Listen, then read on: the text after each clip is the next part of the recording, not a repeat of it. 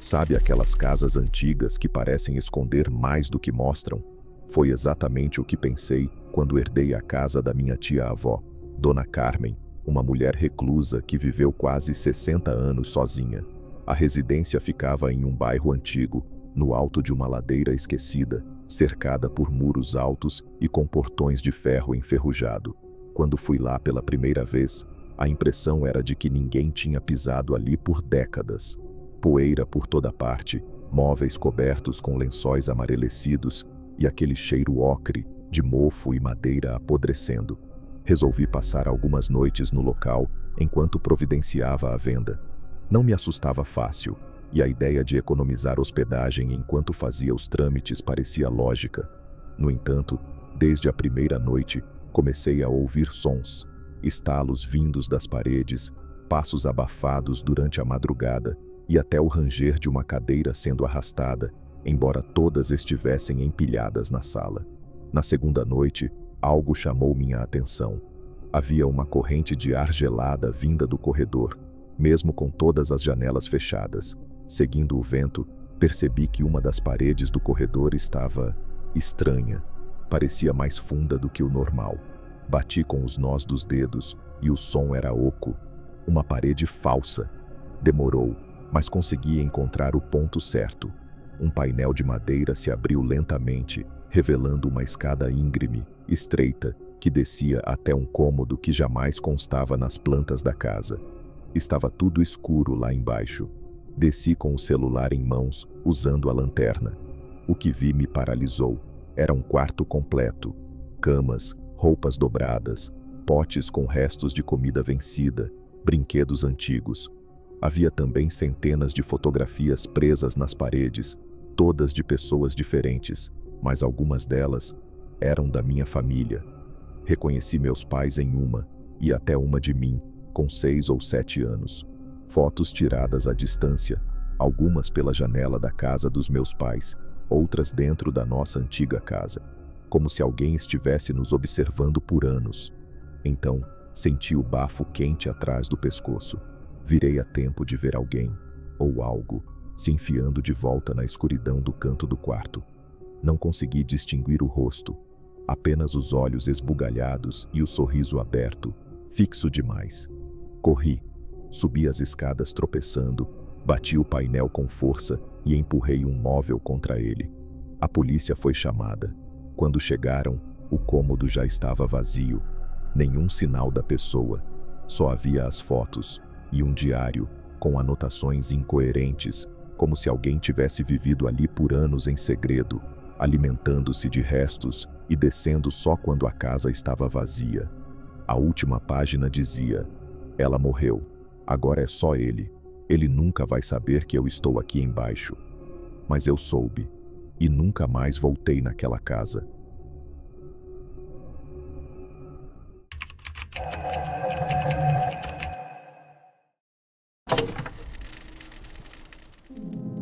Meu filho começou a agir de forma estranha pouco depois de completarmos um mês na casa nova. Era uma casa de vila, dessas que ficam uma colada na outra, mas com janelas grandes de madeira na frente, voltadas para a rua. Ele costumava brincar no tapete da sala, bem perto dessas janelas, até o fim da tarde. Um dia, notei que ele se afastava da janela toda vez que começava a escurecer. Primeiro, achei normal. Criança se assusta fácil. Mas depois, ele começou a correr para o quarto assim que o céu começava a ficar laranja. "Filho, o que foi?" perguntei. "Ele tá ali, na janela." Rindo, travei. "Quem?" "O moço que quer entrar?" Ele tem o rosto parado, não pisca, só ri, tentei racionalizar. Disse que era imaginação, uma sombra, reflexo, aquelas coisas que a gente diz para acalmar uma criança. Mas confesso que naquela noite fechei as janelas com mais força do que o normal. Na segunda vez, ele estava desenhando. Fiz um elogio, peguei a folha e congelei. Era o rosto de um homem com a cabeça raspada, olhos redondos demais e um sorriso largo, sem dentes, como se fosse cortado à força no rosto. Atrás dele, a moldura da nossa janela. O mais perturbador era o detalhe, a sombra, os riscos, a proporção. Era detalhado demais para uma criança de 6 anos. Na terceira vez, eu vi. Era quase meia-noite. Estava sozinho, terminando um relatório na sala com as luzes apagadas, quando ouvi um leve ranger. Olhei para a janela. Tinha alguém ali, parado, encostado no vidro. A pele parecia translúcida à luz do poste. Os olhos estavam fixos em mim e o sorriso, exatamente como o do desenho do meu filho, era largo, imóvel, completamente antinatural. Não piscava, não se mexia, apenas sorria. Levantei de um pulo. Quando acendi a luz e corri até a janela, ele já não estava lá. Mas no vidro havia a marca de uma testa e de 2 mãos. A partir daí, as aparições se tornaram frequentes, sempre à noite, sempre do lado de fora da mesma janela. Nunca se mexia, nunca tentava abrir. Só ria. Uma presença silenciosa, imóvel, mas opressora. Era como se a simples visão dele sugasse o ar da casa. Meu filho passou a dormir na nossa cama, com medo até de passar pela sala. Instalei câmeras, alarmes, troquei as trancas, chamei a polícia. Nenhum sinal de tentativa de invasão, senhor. Pode ser algum vândalo, alguém tentando te assustar, disseram. Mas não conseguimos identificar ninguém nas gravações. Quando revisei as imagens por conta própria, percebi algo que me gelou o sangue. Nas gravações, ele não aparecia. A janela estava lá, clara, mas toda vez que eu lembro de tê-lo visto, a imagem mostra nada, nenhum homem, nenhuma sombra, só o reflexo da casa. Comecei a duvidar da minha própria sanidade. Até a última noite. Acordei com meu filho gritando, corri para o quarto dele. Ele estava de pé, apontando para a janela. Ele entrou, o moço entrou. A janela estava aberta, trincada por dentro, mas nada e ninguém ali. Levei meu filho no colo, peguei o carro e nunca mais voltei naquela casa.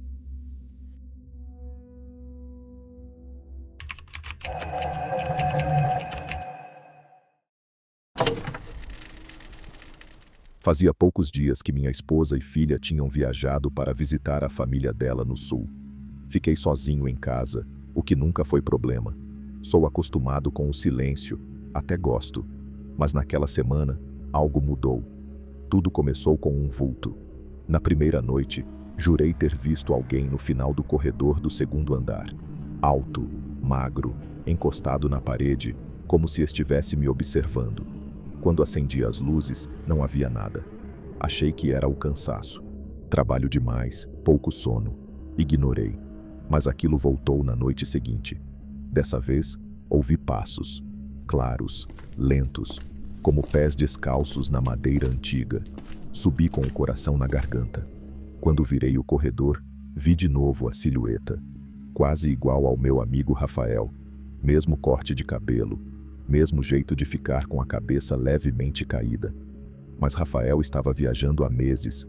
Fiquei congelado. Senti um frio subir pelas costas. Rafa, chamei, quase sem voz. A figura virou e correu para o quarto de hóspedes. Subi num impulso, abri a porta. Nada. Nenhuma janela aberta, nenhum armário mexido, como se fosse um truque da casa, ou da minha mente. Durante os dias seguintes, a presença ficou mais frequente. Ele, ou aquilo, aparecia sempre no mesmo canto, mesmo perfil, mesmo silêncio. Comecei a pensar que meu amigo estava me pregando uma peça. Mandei mensagem, liguei, nada. Até tentei rir da situação, mas o riso morria na garganta. Tinha algo errado com aquele Rafael. Uma madrugada acordei com o som da porta dos fundos sendo destrancada. Levantei devagar. Peguei uma chave de fenda e desci com o máximo de silêncio. Quando cheguei à cozinha, vi a porta entreaberta e alguém subindo as escadas. Chamei pela pessoa.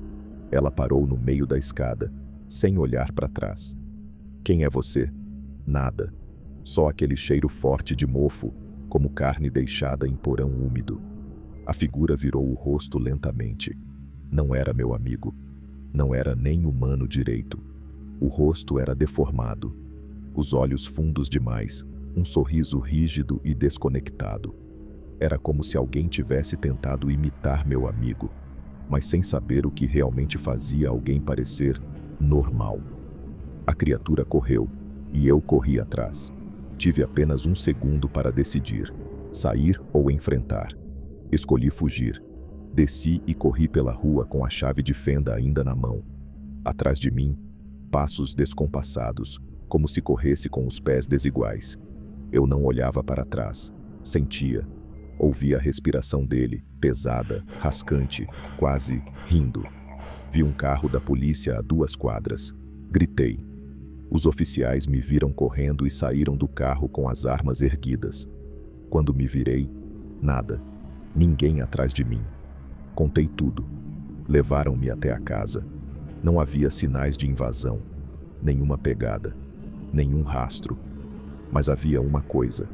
Dentro do quarto de hóspedes havia desenhos, vários, todos feitos a lápis, rabiscos infantis, como de uma criança tentando desenhar o rosto de alguém que não conseguia entender direito. Todos os rostos eram variações do meu amigo Rafael. Liguei para ele de novo. Dessa vez, ele atendeu. "Cara, você sumiu", falei com a voz trêmula. Eu achei que... Ele me interrompeu. "Sumir? Eu tô fora do país faz 3 meses, mudei de número. Como você conseguiu esse?" Pausa. "Espera. Tem alguém se passando por mim?" Desliguei. Nunca mais dormi naquela casa, nem em nenhuma com corredor longo.